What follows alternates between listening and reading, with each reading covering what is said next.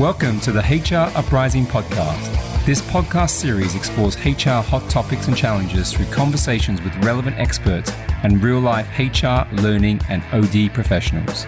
The HR Uprising is about learning through collaboration and evidence-based action. We want colleagues to have the confidence and skills to rise up through their organizations by delivering real, lasting business value. Now, introducing your host, chartered psychologist, experienced change agent, entrepreneur, speaker, and coach, Lucinda Carney. Hello and welcome to this week's HR Uprising podcast. And this is our 45th episode, would you believe it? So I have a very special guest on this week. In fact, I was intending to save this conversation for our 50th episode, our Golden Jubilee episode. But I felt actually it wouldn't be a good thing to do because so much of what we talked about today in this episode was either time limited or it was in response to questions that were raised from the communities that I'm part of. So I didn't want to delay in putting it out. And as a result, David D'Souza, the Director of Director of Membership at the CIPD, I've just promoted you there, David. He was kind enough to give me a significant proportion of his time today, and I felt that we had a great conversation and some great insight into his plans, his vision for membership at the CIPD, and really lots of the stuff that's going on behind the scenes that perhaps we're not always aware of. One of the things I'd intended to do, I'd planned out a lovely podcast conversation with him and we were going to talk about things like the future of work. But as it turned out, thank you in particular to the HR Ninjas, where I posted that morning about the sort of questions that people might have for him. And I think we ended up with 62 odd comments. So therefore, this whole conversation is really from members of both my LinkedIn community, HR Ninjas, and Twitter contacts, where people posed some questions to David. And I've got to say, he was completely open and honest, really, about these things. Some of the answers people may be delighted with. Some of the answers people would still go, but that's still not good enough. But then we've all worked in large organisations that take a while to change. And we also know that lots goes on behind the scenes before we see things. So I hope that this will give you an insight into certainly the intent of the CIPD is what they're trying to do for the members. Actually, there were lots of things that I personally was not aware of. So I thought perhaps I need to make more effort to be part of it. And I think it's quite a good opportunity just to share information and knowledge about what there is out there for our membership, from our membership body, and to make the most of it. Now, I do appreciate there are international members, and I appreciate I've got some members in the States who listen to us as well, who wouldn't necessarily be members of the CIPD network. But I hope you'll still find it an interesting conversation if you are tuning in from overseas too. So enough of that. Let's get on with this week's episode, which is a conversation with David D'Souza. Hello and welcome to this week's HR Uprising podcast. I'm your host, Lucinda Carney, and I'm really excited to invite David D'Souza to be my guest today. David, thank you so much for having me here in CIPD Towers. It's very lovely and light, and there's some pop people that we'll tell about separately, yes, hiding me or protecting my vision from the Travelodge across the road. So in terms of today, I'm going to hand over to you. Would you just give me a little bit of a background? I know people will know you as the Director of Membership for CIPD, but do you want to give us a potted history as to how you got here? Yeah, certainly. I started my journey in HR, I suppose, working for Marks & Spencer up in York years and years ago, doing recruitment and induction there. Went through a number of different roles, still based in Yorkshire. Ended up accidentally getting promoted to looking after organisational development for an international marketing services firm. I had my daughter at that point, although, well, actually, I think my wife did the hard work. So, how old is she? Well, she's 10 now. Just to clarify, my daughter, not my wife. That would be really worrying. And she didn't sleep at all. So we moved down to the south to be closer to family. And at that point, I did a year working for Metro Bank when it was really in its infancy. So it was about 200 staff kind of at that point. And then I did a couple of years, actually no, I did 3 or 4 years working for myself. So working as an independent, and then got tempted into the murky world of the CIPD. So you've done it in-house and you've done independent. So you've got an empathy in terms of that. Were you a CIPD member in those roles? What was your view of the CIPD then? So it really varied dependent actually on the HRD I was working with. So I remember very early in my career getting some strong steers to and bear in mind I'm horrifically old now, but getting some strong steers to kind of stay away from the CIPD because I'd lose my edge or I wouldn't be commercial enough. I think the organisation's evolved and actually I think continues to. And I think my relationship with it has obviously ended in this gorgeous marriage that we have currently. So you kind of were aware of it, but actually also you were told to steer clear some of the time because it was seen as old-fashioned. Yeah, and actually, even when I joined, I spoke to a lot of people in the profession that I respected about whether it would be a good career move for me, what the limitations would be. My view is the profession needs a fantastic professional body. I think we're on a journey to that. I'd rather be a part of that and central to it and help it than sit on the sideline going, well, I wouldn't do it that way, or that's not how I think it should be. So I think we are an incredibly important profession. I think the easiest measure of it is when HR's done really badly, the impact on people and organisations is somewhere from catastrophic to certainly horrifically bad. And that tells you that actually when it's done well, although it's not often acknowledged in the way that it should be, we're a critical part actually of the world of work improving and getting better. We can't be the only people doing it. I always think that knotted HR should be the moral compass of the organisation is completely deceptive. I think we failed if we're the only people thinking that doesn't look right, that doesn't feel right. But actually, we shouldn't all sit on our shoulders either, really. No, but we've got a crucial role to play. And one of my bosses early in my career used to say, you always want as much of the train set as possible. And this felt like a genuine way to influence the profession for the better. So there's a whole passion there in terms of where you want to go with the profession, and that's why you've come to be part of the CIPD.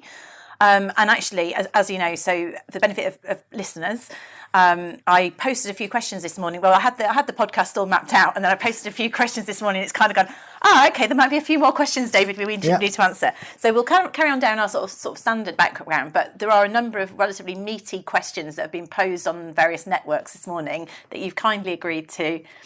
Well, just answer or address to the best of you can. You're not saying they're going to be the perfect answer for everything, but just we can address them. I will give the least weaselly answers that I can. It's probably all I can. Least weaselly sounds good to me. Brilliant. Okay, so coming in terms of the CIPD, it used to be a little old-fashioned. Still, there is definitely some perception. I think with anything like this, people don't always know what's going on behind the scenes. I certainly have seen things coming through, but what do you see as you want the CIPD? What's your vision for the CIPD or CIPD membership?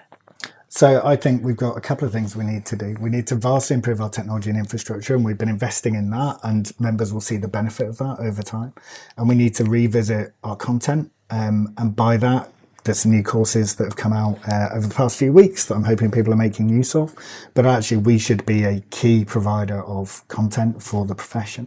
And the final thing we need to do is, I think we need to join up our community offering a bit more. So we have a thriving branch network. We have lots of different networks, like our Leaders in Learning network. We have online communities as well. What you don't have is one vision of how all that fits together. And that's interesting because they've all grown up in different ways to meet different needs. But I think if we can get the content right, the community right, and the infrastructure hosting it right, then I think actually we can provide the level of service that actually I think the profession needs. And I think that we'll perhaps come back to that point a bit in terms of all the different things that are out there, because I know in our pre-chat there were things that I was aware of the learning content on the website, but I know there will be people who don't know that there's 8 new courses out, and quite a lot of detailed content in there available if you're a CIPD member, so they're fully available, aren't they? Obviously, I'm aware of branches, whether you get involved with branches or otherwise, so that's an interesting one in terms of branches and the communities. But you're also telling me, because one of the questions we'll look at later is conferences. It sounds like there's quite a few more conferences than I was aware of. So perhaps should we come on to that one later when we talk about conferences? Yeah. Okay.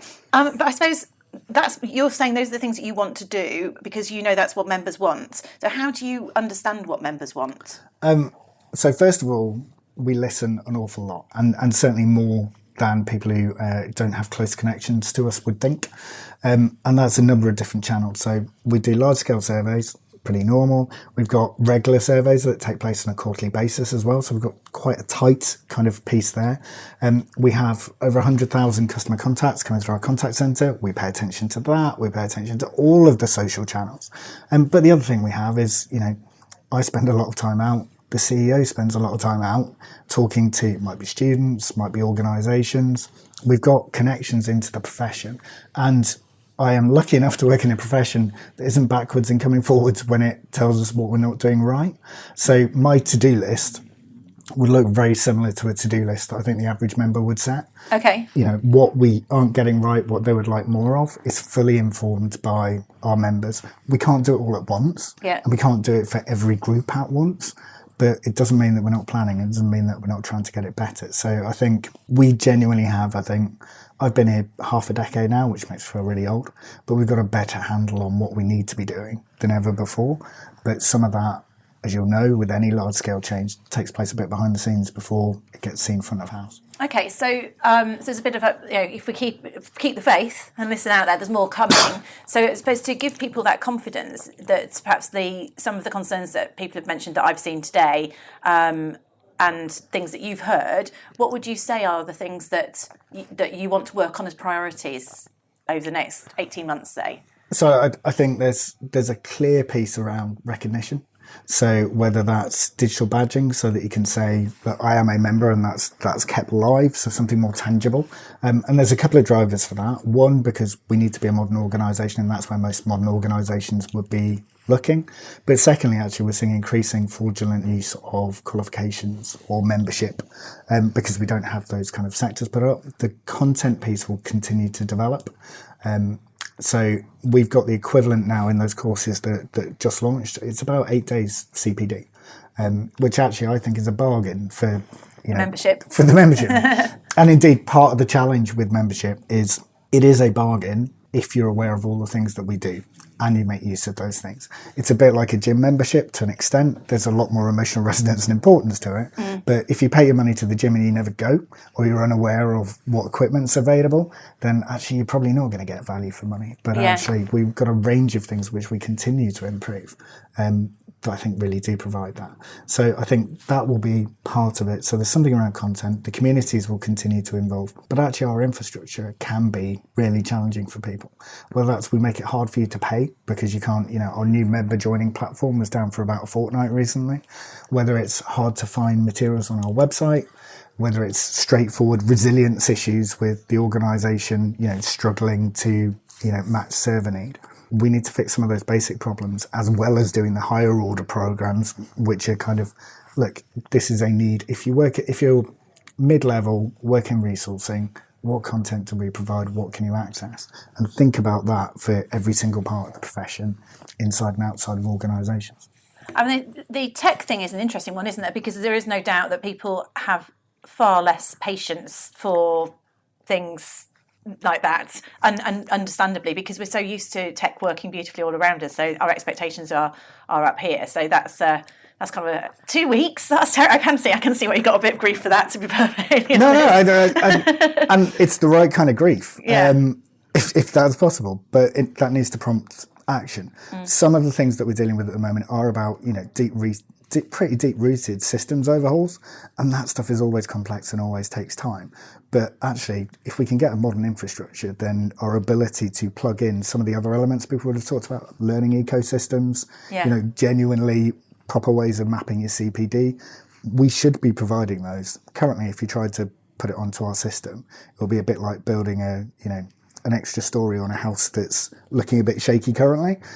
I understand. I'm in software. Building a hotel on a bungalow is not a good thing. You have to start from scratch, and it takes a while, and you have to know what your vision is as well. And you've got to future-proof that vision. So our biggest challenge, genuinely, as an organisation, which will bore, I'm sure, most of the people on this, but it's a different world to live in, is we need a brand new hybrid integration platform. Because if we send data from one part of the system to the other, it doesn't always arrive intact or in the right format. Okay. And that leads us to a whole lot of challenges in an organisation in being able to serve people effectively. It's really boring. And if you have to sit with someone from IT drawing it in 100 different ways, it's not thrilling. But actually, that's some of the legwork that needs to go on behind the scenes for us to be able to serve people properly in the future. Yeah. So when you go through something, you don't have to keep it logs you in. You have to all these things that just don't expect. So so we won't go into deep dark techie, but suffice to say, IT's got a place to play in terms of our experience. It's like a candidate experience or any other kind of experience, isn't it? Member experience, IT makes a difference. Yeah, absolutely. And you made the comparison with Amazon. We're used to accessing information on the go. We're used to accessing stuff through apps. We're used to a far more connected world. We haven't built that here, and we need to. We launched a new community app last year. Lots and lots of downloads, but actually lots and lots of distance to travel with that app to make it what it should be. So we can get excited because we have an app, but actually it still doesn't have search functionality. Still hard to click through on links. We need to keep evolving that stuff at pace. So I can either be complacent and go, yay, we've got the first app in that space that we've ever had in, 100 plus years, or you can go, it's not good enough. We've got to work on it. So there's progress. It's never going to be quick enough for me, but actually we will start getting ahead of the curve over time. I think the app, that's a tricky one. Let's look at that in terms of community forums and things like that, because I confess I haven't downloaded the app. It wasn't something I was familiar with. I will on the train on the way back. I did look at some of the community forums on the website this morning, and some of them I could join, some of them I couldn't. So there's things like that. But and I think it must be some to do with students or something that maybe I wasn't allowed to. But the app thing it's interesting as to where people communicate though. So unless people are living it and you've got a critical mass of people and content, so you've got to have a wholesale take-up of it, then the value isn't there. And we were talking this morning, I posted out on various communities this morning on my LinkedIn, on my Twitter, and on a Facebook group. And one of them, the Facebook group, was way, way, way more interactive and immediate than the other. And that's almost a culture of that community. And I mean, that would be the question. How could you I don't know. If you know the answer to this, David, I'll be really impressed. But anyway, our question here is: how could we make the communities app live and breathe to the extent of something like HR Ninjas on Facebook? How could you get that level of interaction and energy that people then go there and they're helping each other regularly? I think there's a couple of ways that you can get closer to that, and I've got a lot of respect for that group. So I won't say, well, that's how you'd replace it. I think the technology needs to work in the same way that you would expect it to work at home. Our fastest growing group is Facebook. We've got the LinkedIn group, but actually our communities need a bit of an overhaul in terms of the tech there, but they're actually really well attended. But as you say, the pace is different, and it is that critical mass.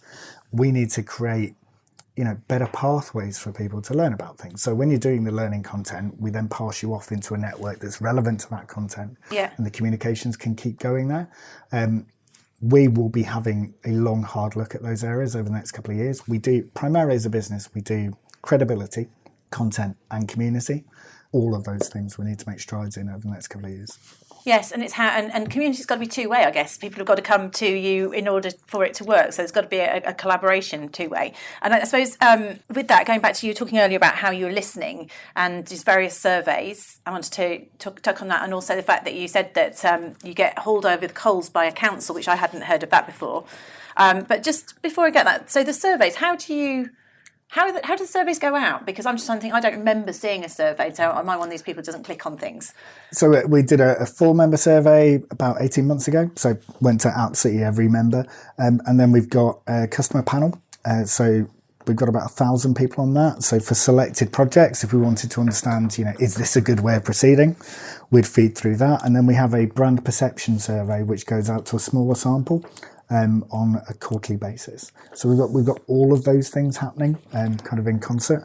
I think our communication is a really interesting piece. So just kind of touching on it there. It doesn't matter how much we improve the organisation. If we're unable to communicate that to people, then we fail. I think we're currently going through a full review of every piece of content that we send out from this building, every email that we send out from this building, because for me, we've reached a point with some people where they just hit the delete button, but then they come back to us 6 months later and say, I can't believe you haven't done this, I can't believe you haven't done that. They may not even hit delete, it just kind of goes on down to the second and third page of their emails because everyone gets so much content. Yeah, and I completely empathise with that, but one of the most frustrating bits of my job, and like I say, we need to own our side of the problem, but also people need to kind of pay attention more. Yeah, come to the party, yeah. Yeah, if they're going, why doesn't the CIPD do this, and we have it, it's quite a frustrating conversation to have. Yeah. And actually, when I speak to HRDs and we talk about the relevance of the CIPD, and occasionally they'll go, well, you've never done anything in this space. I go, literally, we did a report on that last week. And they go, I just delete the stuff from you. And it's like, well, that's fine, but the criticism then isn't valid. You can criticise us criticise our communication strategy, you can criticise us for not having done stuff in the past. But actually, we know from that survey, actually from the big one we did 18 months ago, one of our biggest challenge isn't actually people's satisfaction with the individual benefits. It's just the knowledge of everything that we do. But I came into role 2 years ago and we didn't have one page that said, this is all you get for your membership. I don't know how we managed to go that long as a professional body without consolidating that and going, look, actually, this is what you have here. We need to bring that to life for people relentlessly over the next few years. Yeah, I think you do, because having dug deeper into what there is there, I actually think there's quite a lot more value, and I can compare it with a couple of other business memberships that I've had.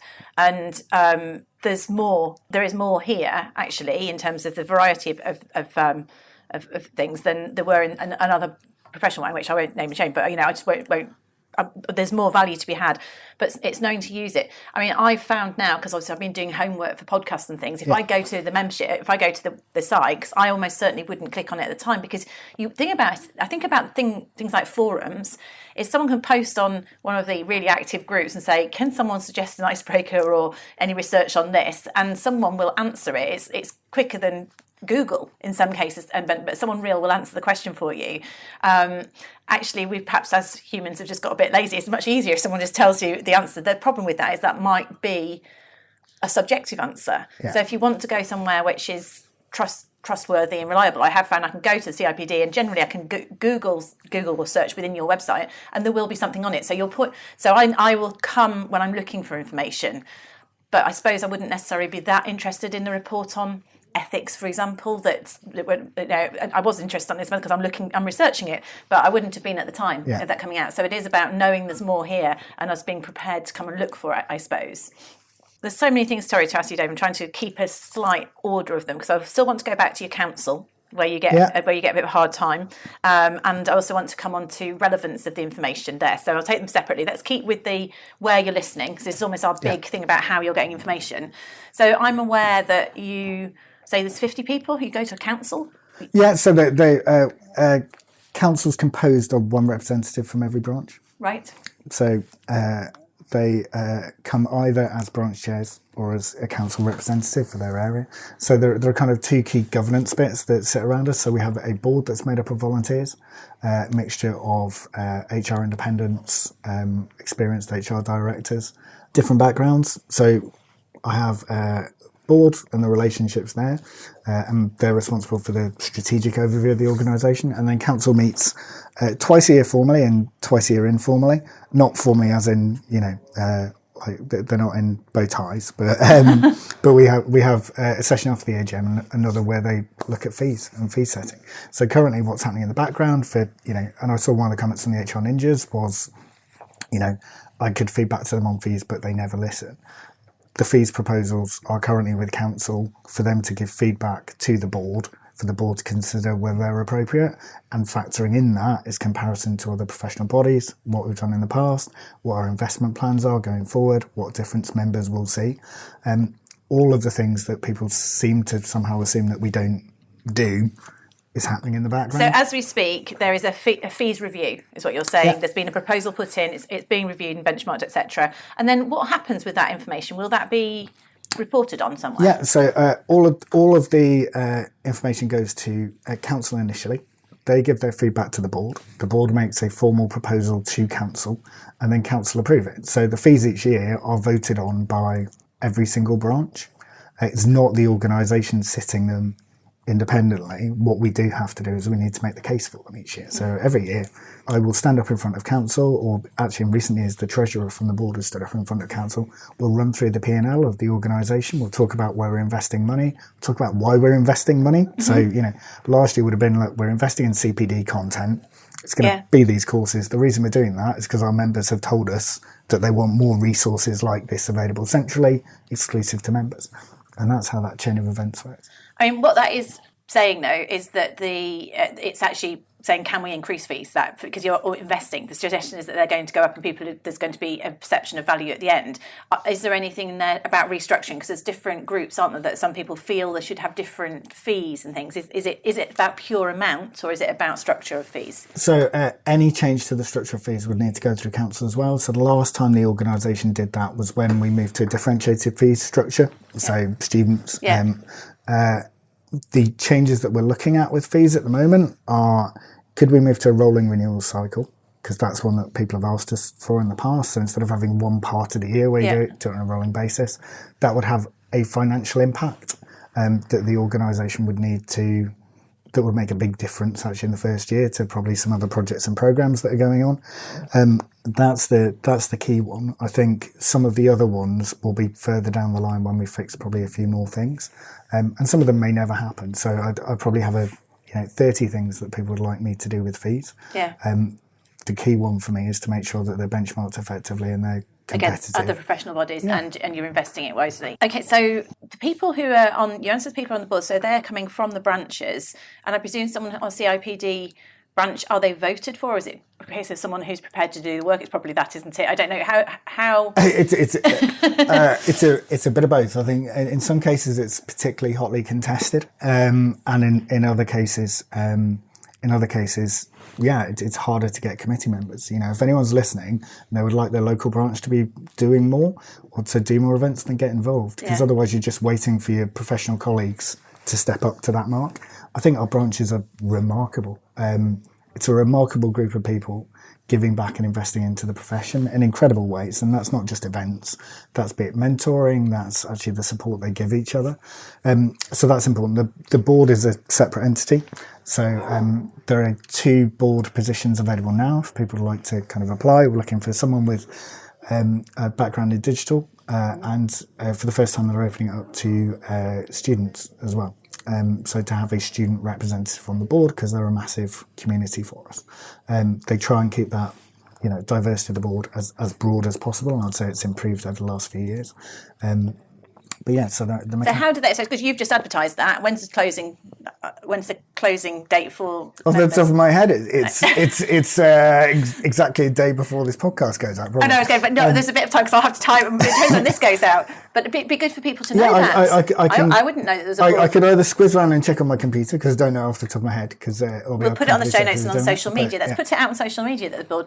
I'm sure you have anyway, but let's do it again in terms of that. So digital. So the person's going to come on and sort the website out, right? Well, about digital future. I think it's to your point, any organisation needs to make sure that its technology is serving the people that it's trying to as effectively as possible. So I think having those skills is really important. We've already got some board members with that kind of background, but I think strengthening further, given the changes we need to go through, really important for the next few years. So the boards, you've got the council, which are made from the CIPD members, and they're advising you, give you a hard time every now and then, a couple of times a year. Do you know what? I love working a nice hard time. I'd say when I first came into the job, our relations with council were actually quite strained, and that's because we hadn't been listening. Right. We spent a lot of time listening to them, and by and large, they're an absolute delight to work with. But they also, they do give us challenge. I don't want anyone to think it's passive. They're a really smart group of experienced HR practitioners who really want the best for the profession, give up a whole chunk of their time, and if they're not clear on something or they're not happy with something, they let us know. And again, so it should be. Yeah, and so get involved with those, because those also, one of our conversations later about the cost, they're really, really cost effective, a lot of the things that are locally, and you don't have the cost of travelling to London and things like that as well, in terms of it. I think you started to explain this, but one of my personal questions, I think, and it was to do with getting relevant people. So I can see that your council is pretty objective, because that's coming from all over and it's self-selected people or voted people. The board, as long as it's out there, people getting nominated. I think sometimes it does seem like maybe the usual suspects are the people that we're hearing from on a regular basis. And I suppose I know you have an agency that goes out and gets contributors to the magazine or gets whatever, and it is easier for them to pick low-hanging fruit, if you like, of the most visible or self-promoting people. So how do you make sure that what you're getting in terms of feedback is objective, it is representative?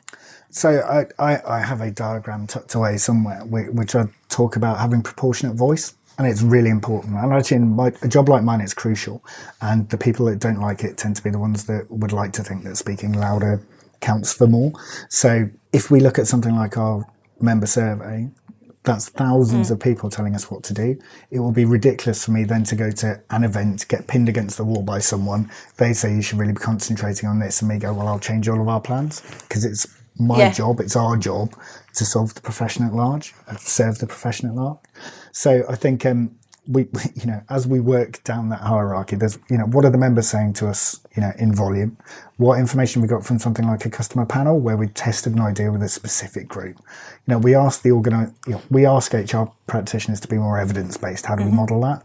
Then actually council and the board need to be comfortable that we're listening to other people as well. Doesn't mean they won't have different angles that we should think about or things that we should examine. But my job would be largely impossible, but also not very effective, if every time someone complained in a forum, I set off a group of people to work on that. Yeah, we have you'd to be really reactive, got to be more strategic. Yeah, got to keep our eyes on the prize. And sometimes that does mean saying to people, do you know what, it's going to be 2-3 years until we get to that. But I'd rather have those conversations than just be running about making promises and not delivering anything on the back of it. Yeah, okay. So proportionality, there's lots more going. It isn't just the people, it's just that shout the loudest necessarily that are speaking or doing whatever in these things, and certainly in terms of the surveying that you're taking. Didn't you tell me how many responses? It was quite a lot of. It was just shy of 10,000 that we got back. So that's you're well past the kind of significant samples. Things like that. But we're listening the whole time. It's hundreds of thousands of customer contacts. So I know which bit of the website doesn't work because people phone in and go, we're struggling with this bit of the website. Yeah. That goes to the top of the stack quite quickly.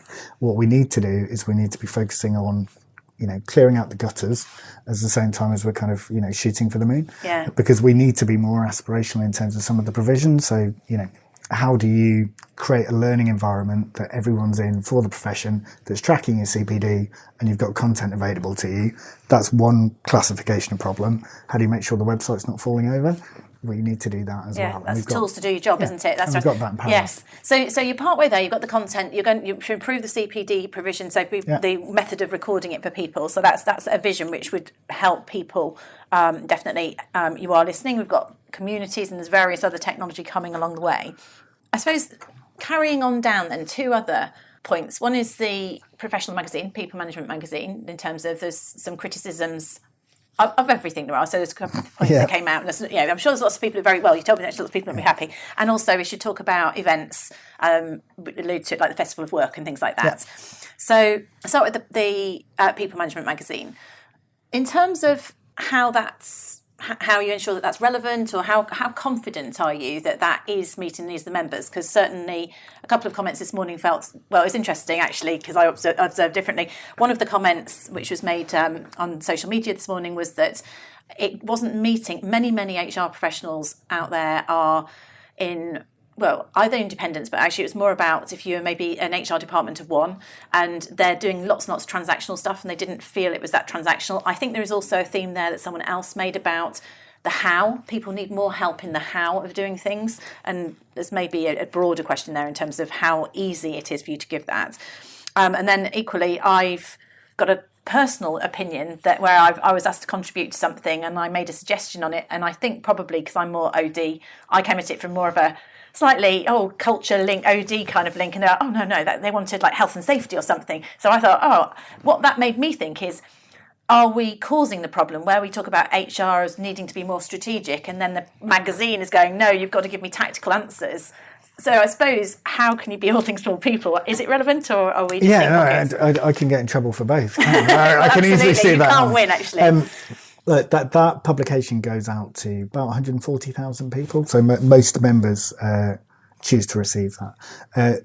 It's consistently rated the best benefit we have, and it's rated at a level. That's not just it's the best of a bad bunch. Yeah. It's rated really well as a publication and magazine.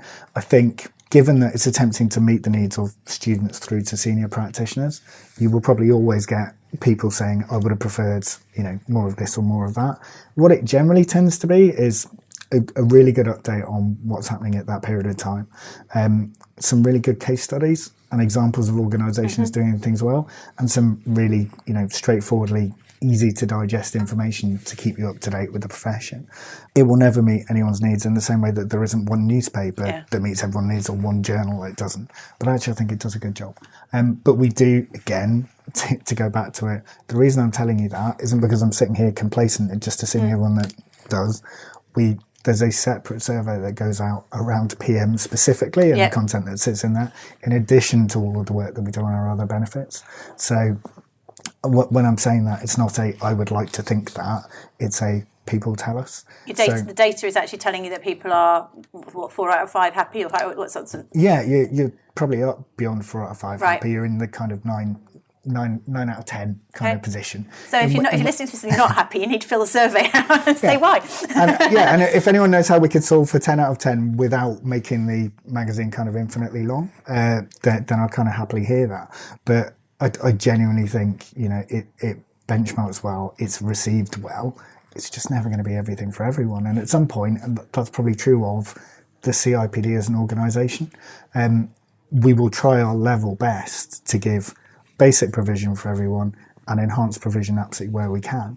But the idea that, if you work in an organisation in this sector of this size, doing something really niche, that there's going to be a guaranteed article in PM each year for you, probably doesn't work. Do we need to keep always thinking about representation of voices? And I'll say that from a diversity point of view as well. So that's diversity of sector, that's diversity actually of background and voice. That absolutely needs to be key. And I'd accept that challenge that we need to keep on the ball, but it's not bad. So overall, the feedback is positive on that. I take that on board. If we just went into the one niche and drill a bit harder, the diversity of representation, and we can maybe use this also as a segue into the Festival of Work, for your independent HR, of which there are so many, probably HR, more than many other professions, and the HR departments of one, who will be working for an SME or for themselves. They can't afford to come to the Festival of Work in internal bit because it's just too much. I wouldn't entertain doing it. Also, I mean, in the People Management magazine, you rarely see anything aimed at that segment, of which I think is probably quite a large population. Yeah, it is. It's first of all, I probably need to give a shout out to Ruth Cornish. Ruth, if you're listening, we probably have no member who actually is more passionate in that space about making sure we're doing the right thing and providing the right provision. I think I've genuinely been in, what time is it now? It's about 11 o'clock? Yeah, probably later than that. First meeting I had this morning and the first communication I sent this morning was about HR independence, to make sure actually they're showing up in every space that we have. So to all of the heads of department here, can you come back to me with your update on that? Last year we launched a kind of dedicated page on the website. Again, first iteration, we'll keep building it. But I think in terms of content access and pricing, for both of our main events, ACE and the Festival of Work, there are over 70 free events on the exhibition hall that all you have to do is register for a pass. Quite often that includes the keynote speakers coming out and doing secondary or Q&A sessions as well. You can easily go for 2 days for free. But all of those events, because I know there were some questions around pricing, they sell out is the first thing, but the money's reinvested into the profession. So the charter that we're bound by and our status as a charitable organisation means that everything we make gets reinvested for the betterment of the profession. So there's no point us doing it for nakedly commercial reasons. It's a commercial part of the business. That's part of it.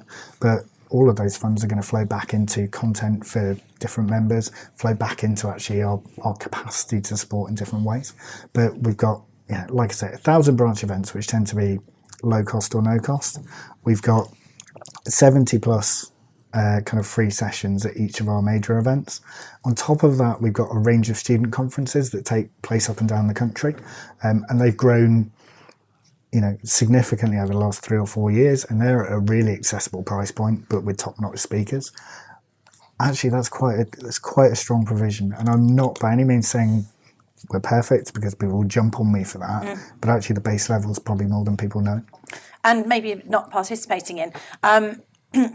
Okay, so Just to clarify then, because just so it's clear, so things like ACE and the Festival of Work, not everyone will realise this, I think, based on the feedback this morning. So you have the conference, it's Bachelor's Conference, which there is a cost to, but in the main Olympia, or wherever it is, the hall, you can just sign up for 2 days and come along there, and that's all paid for by suppliers, and there's 70 odd free conversations, talks there. I mean, for example, I know Mervyn Dinnan, I saw he was there last year. There'll be people from CIPD, your keynote speakers, but there'll also be good quality speakers put on by suppliers as well. So there's lots going on, isn't there? Yeah, that's so free. So normally the exhibition hall's split up into actually learning zones. So there will be talks going on the future of work in one place. There might be talks going on kind of what HR needs to do differently, or digitisation in a different place.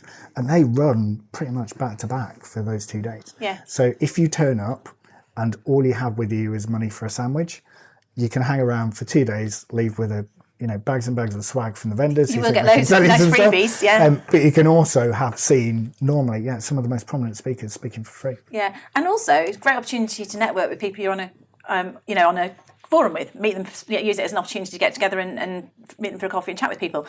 So just because of the conference having cost to it doesn't mean you can't get value out of it. However, just want to go back to that and maybe challenge it. So I get the point that you said it. So you run them because you have to make money in order to invest, and the argument would be they sell out, therefore there's not a problem. I suppose, should we not maybe challenge that in terms of the fact they sell out, therefore you are not necessarily going to have proportionality? Because you will be filling out with people who can afford it, or their company will pay for it, or whatever. Should you maybe look at, a loaded question, my challenge, it's a fair one, respectful as well. challenge is maybe you should have some, 20% of lower cost tickets out for your independents or whatever, to get a bit more diversity in the people up there, because I do think you do see the same faces up there. It's a really fair, and still make it profitable. Yeah, it's a genuinely fair challenge. I think the margins on that conference are such that actually changing much of that ticket mix changes the profitability very rapidly. I think the member discount rate, particularly the early birds, really, really significant. So I think when people look at the headline price, it can be really intimidating, particularly if you're working for yourself. Yeah. The early bird price possibly less so. I think if I felt that we weren't reinvesting it, I would be more concerned. I also think at some point we operate as a commercial organisation that then reinvests into the profession, and quite how, those events run at capacity. We've taken 2 of the biggest conference halls in the country, for ACE and Olympia. Yeah. I guess the question is, it sounds like some people could afford to pay more and some people can afford to pay less. You get different. I'm just challenging that, because it possibly makes it a bit elitist. The people who are able to attend those events. Yeah. Compared to your audience. I guess I'm not even arguing with that. No, just reflecting on it. How you would solve that without completely filling, we're at capacity already, so price point is probably a natural kind of differentiator for that. Let's say you halve the pricing, all we're going to have is thousands of members complaining that they can't get in, but we'll make less money and we'll be able to invest less in services for them. So if anyone is listening and they've got a solution, and they've got a solution, genuinely happy to hear it, but they're run as commercial events. I don't think we should be we shouldn't be ashamed of that, but I think the point around inclusion is a good one. How you would resolve it another way, I don't know. But what I can say is any of the commercial activities of the organisation go back into the type of content that you're getting elsewhere. Yeah. But then let's move on to all the other ones that are out there. But we've got all these branch events going on, which you can sign up for your local branch. You can get involved in that.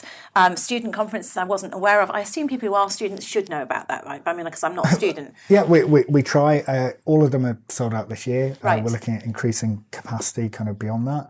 But yeah, quite often. And the other thing I'd say is, if you're listening and you were involved in one of those conferences, to turn up on a Saturday morning, out of the goodwill of your heart, to talk to a group of students about the future of the profession, I think it's a wonderful thing. So yes, it tends to be 300-400 students, quite often on a university campus, listening to the great and the good of the profession.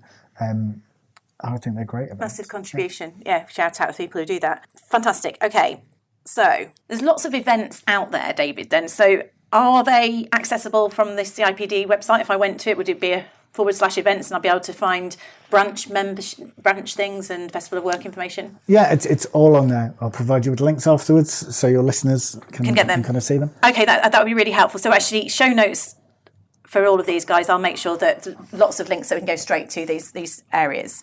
Fantastic. So we've covered lots. There's lots that you're doing that people don't necessarily know about. There's lots that you're doing that people may not be taking full advantage of. You do feel you're listening, and there's lots of evidence that you're listening that we probably weren't aware of, routes to it, and you're open to hearing more. You're open to hearing if there's any solutions as to how we can, particularly with the independent HR consultants, or be more proportionate, because that's important to you. So you're open things with the view that you're a commercial organisation and it costs money to develop new learning resources, etc., etc. So you can't do it. It's got to be proportionate. It's got to be something that makes sense. Just in closing, David, for CIPD members listening out there, for them to realise there's probably things that they can take advantage of. Please, get involved in your local communities, etc. What do you think's most exciting that you'd like to leave people with that's coming that you're passionate about working on? Oh, that's an interesting one. I mean, you're saying about 2 meters away from a board with all of my secrets written on it, which is actually the next 2 years worth of stuff. Small price. You can have the photograph of it. So if I'm being really honest, my take on the last couple of years is that there's been a lot of stuff happening on infrastructure, and not enough where we kind of really show people how things are going to be different. Yeah, and it's been really important work for the organisation, but I also get that it can feel from the outside like things are staying still. So the things that I'm really excited about over the next couple of years are, one, we will continue with the content in the kind of format that we've got, but we'll also be building that, we're not sure whether we're going to call it a learning experience system, an LMS, but actually a hub for your professional development that's hosted through the CIPD website. I think that will be an incredible change for the organisation. We'll be looking at, alongside that, digital badging, proof of membership, but also, what do we do in terms of strategy for if you've been on a course or you've done a piece of learning, how do we acknowledge that? And one of the other ones that I think we've fallen off over the past few years is helping people understand the value of their membership. And there's a couple of ways in that. One is explaining the difference it makes in the marketplace. So, to your employability, and working with recruiters to help them understand that. But the second one is just about actually what do you get for your money and why? Because normally, if I'm able to sit down with someone, and thank you for today, if I'm able to sit down with someone and list all of the things that we do, people are genuinely impressed, and at least half of them they don't know. We need to own a bit of that. But when people are coming to us and saying, you don't do this explicitly, it's normally a Google search away. So we need to make that accessible. But my belief and what I'm most excited about is that we have more members genuinely thinking, 1, that we serve them, 2, that we listen to them, but 3, that actually when it comes to renewing each year, it's an absolute no-brainer for them. And I think normally, if I or the team go out and explain it to someone, people are pleasantly surprised. I'd like everyone to be pleasantly surprised, because that feels like we'll be doing the right thing. Great. Well, I mean, I certainly found more. The more I've got involved, I found more and more there. I do also see the people each year who go, well, I'm not getting value from it. I personally think that we do have a responsibility ourselves to check that we are making full advantage of something, because I do think with all of these things, there's room for every forum and network out there. They all play different. I think I'd go to a community forum for a CIPD for something very specific to a role or something, whereas I might go to a more social one for something, a different kind of support. And there's room for all of these things. But actually, as a body, we are stronger if we operate together as a body. And the CIPD is only going to create value if you can continue to fund value.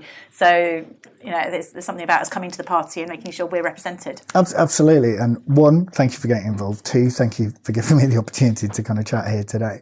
But I would rather have people trying to improve us and doing that constructively and being on side and getting involved than sitting on the sidelines, because we won't improve through them as a community. So the reason the CIPD is important is because HR is important and we're the professional body for it, and we want to help people do their work well. As long as that's important, if that's something you care about, consider finding a way of helping. And engaging and influencing. So thank you so much, David. Thank you. If people want to feedback directly to you, you are quite... I'm also going to put links on the show notes for people for any of the places we want to signpost, and I'll put your contact details. I know you're pretty active on Twitter and things like that. Have you got a preference as to how people contact you? Yeah, carrier pigeon. I do it to the wrong address. No, so I'm on Twitter at DDS180. You can contact me on LinkedIn, or people can email me at d.d'souza, DSOUZA, at cip.co.uk. All I would say, coming back to proportionate voice, is that I'm one person, it's a big profession. When people get upset that they haven't got a reply personally from me within 10 minutes, or the person he connected on Sunday wanted me to personally sort out login details for the website for them through LinkedIn, I'll always get back to you. Just might take some time because I'm attempting to do all the things you're probably emailing me about and wish that I was doing.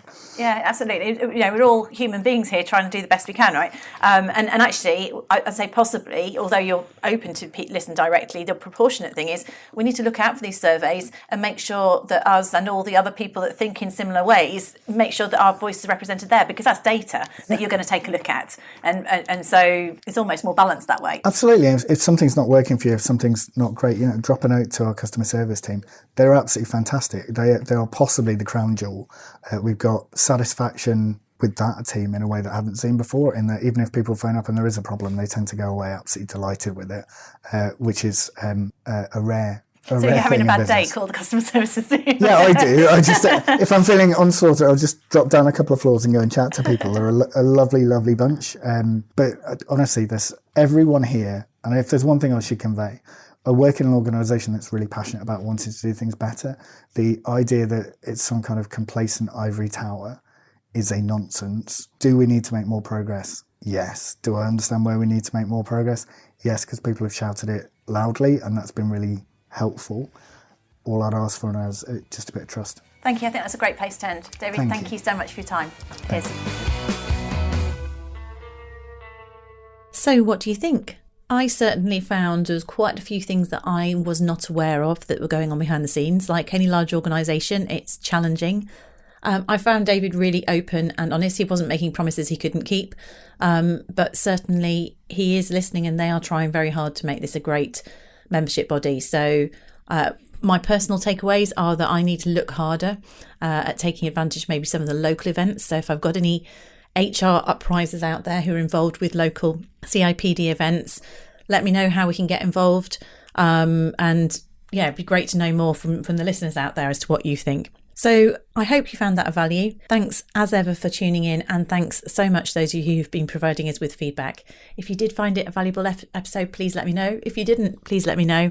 And I appreciate you continuing to tune in and telling your colleagues about the HR Uprising podcast. We're starting to build awareness wider, and that allows me to do more interesting episodes and get more interesting speakers on as well. So thank you very much for that. So all there is to do is say goodbye for now until next week.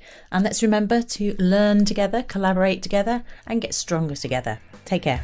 Thank you for listening to the HR Uprising podcast. You can access more information, including resources or links mentioned in the show, at our website, www.hruprising.com.